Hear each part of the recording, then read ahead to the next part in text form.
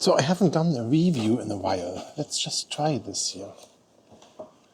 What do we have in here? A Hoto, designed by Hoto. Comes with a manual. This is to get the humidity out of it, if there's any. And then in here we have the tool. Look at it. Oh, tool. There it is. There's a sticker on it. It means keep the USB port closed when you walk around or work around with it.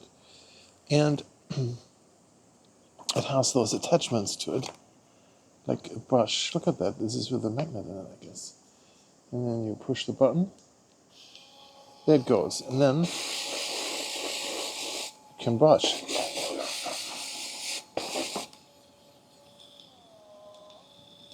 Fast or slow.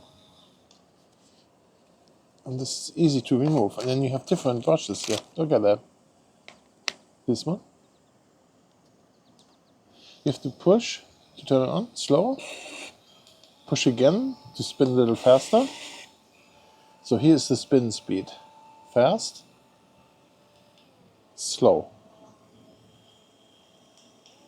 Fast.